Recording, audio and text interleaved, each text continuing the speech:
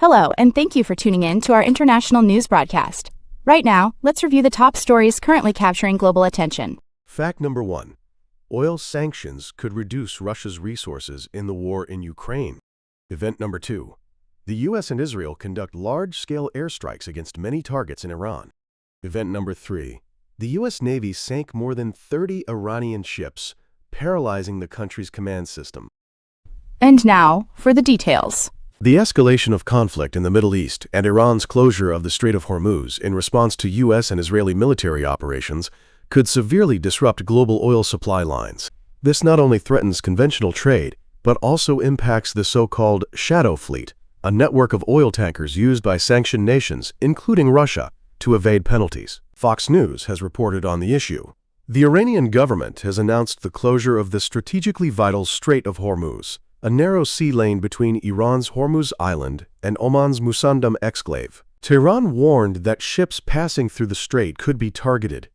As a result, tanker traffic has plummeted, with many crews fearing missile strikes and military incidents. The escalating conflict is affecting not only legitimate trade routes, but also illicit oil transport schemes. The problem lies with the shadow fleet, tankers with obscured registrations or hidden ownership used to trade oil from sanctioned countries like Iran, Russia, and Cuba.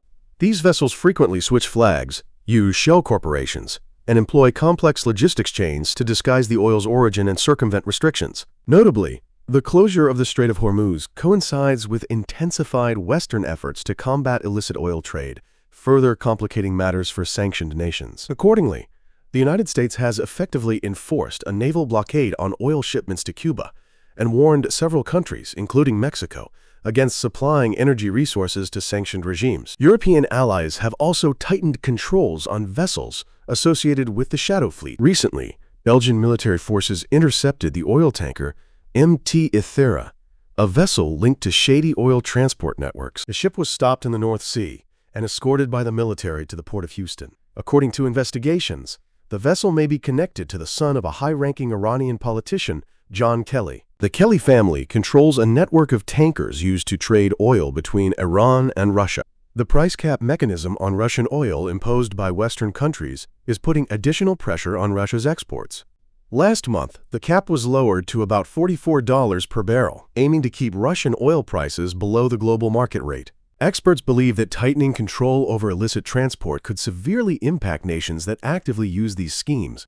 China remains one of the largest buyers of Iranian oil despite sanctions, according to available data. Meanwhile, Russia could face a continued decline in oil revenue, potentially reducing its financial resources to sustain the war of aggression against Ukraine. Lip service is all Vladimir Putin can offer his allies: Syria's Bashar al-Assad, Venezuela's Nicolas Maduro, and now Iran's Ali Khamenei. The Russian president has watched them lose power one by one without lifting a finger to protect them. According to Dr. Tatyana Kostov, a researcher at the Council on Foreign Relations, Russia's impotence reflects a strategic decline at both regional and global levels. In Syria, Venezuela, and through its loss of influence in resolving the conflict between Armenia and Azerbaijan, Moscow has proven incapable of protecting its partners and influencing outcomes. For example, in the summer of 2025, Donald Trump flatly rejected Russia's offer to mediate in Iran. Researchers say the existence of these partnerships and Moscow's potential response are not factors considered by Washington, clearly indicating its view of Moscow's secondary strategic role. The U.S. and Israel have launched a new wave of intense airstrikes across Iran amid the week-long conflict. The U.S. Air Force struck bases and logistical sites of the Basij military group in the Iranian city of Zanjan with guided bombs. Videos of the attack have surfaced on social media. The attack targeted multiple bases and logistical sites reportedly used to coordinate internal security operations, store equipment, and support regional Basij units. According to military sources and regional monitoring groups, the operation was carried out with precision-guided bombs dropped from high-altitude strike aircraft, a tactic designed to limit the munitions required while increasing accuracy against hardened structures. The capital, Tehran, was also hit by new airstrikes today. Videos shared on social media show thick black smoke billowing from the area after the explosions. Onlookers were seen fleeing the scene in a panic. Another social media video captured a massive explosion and heavy smoke over the southwestern port city of Bushehr, home to the Bushehr nuclear power plant. Large-scale explosions also occurred in the city of Shahryar in Tehran province, with footage from the city showing residents in panic. Intense explosions also took place near Azadi Street in the capital, Tehran. The U.S. Navy reports it has sunk over 30 Iranian vessels to date, including an Iranian drone carrier at sea, in its relentless campaign against the Islamic Republic's naval fleet. U.S. Admiral Brad Cooper, head of Central Command and commander of U.S. forces in the Middle East, described the sunken Iranian drone carrier as roughly the size of a World War II aircraft carrier. It's worth recalling that senior members of the Iranian government and key naval assets have been targeted by U.S. and Israeli precision strikes, plunging the country into chaos. This has led to a complete collapse of the command structure and confusion, with what can only be described as a disjointed and desperate response, resulting in shocking friendly fire incidents, reports RFU News. It is reported that, in an attempt to retaliate, panicked Iranian forces attacked and severely damaged the oil tanker Skylight in a friendly fire incident. Ironically, the ship belonged to the Russo-Iranian Shadow Fleet and was transporting sanctioned Iranian oil. Shortly after the attack, other reports emerged of Iran striking 2 more Shadow Fleet vessels in the same shipping lane. Iran's broader plan was to completely blockade the Strait of Hormuz, to use as a pressure point against the United States. Despite this, the strategic shock Iran hoped for failed to materialize coherently,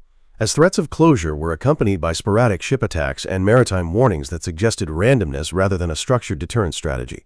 A fact confirmed when the Iranians ended up targeting vessels associated with their own shadow fleet, RFU News noted. This incoherence comes amid severe damage to Iran's naval capabilities. U.S. forces confirmed striking a Jamaran-class frigate at the Chabahar Naval Base, one of Iran's more modern surface warships equipped with anti-ship missiles, air defense systems, and torpedoes. Satellite imagery from the Konarak Naval Base shows extensive damage to naval facilities and numerous other ships. Simultaneously, the coordinated U.S.-Israeli campaign delivered a devastating decapitation strike against Iran's central leadership. Command headquarters, government buildings, and key military academies were hit. Israeli and U.S. sources describe near-simultaneous attacks that within seconds severed the apex of the Iranian command structure. Iran's hoisting of the symbolic black flag of mourning in Mashhad underscored the immense scale of this loss, RFU News reported. The operational fallout from these targeted killings has been clear, with Iran's response proving disjointed, reactive, and at times, self-destructive. Instead of a calculated deterrence campaign in the Strait of Hormuz, Tehran has offered only warnings, sporadic missile and drone launches, and target misidentification, as seen in the Skylight tanker incident. The shipping disruption has been dramatic but tactically unstructured. Iran's attempt to project control in response to U.S.-Israeli strikes has instead exposed the Tehran regime's complete loss of it. At the strategic level, inter-service coordination appears just as strained as it is within the Navy, with elements of the Revolutionary Guard, the regular army, and naval forces operating out of sync. Indeed, Foreign Minister Alex Rostami admitted that some units were operating without oversight and in isolation.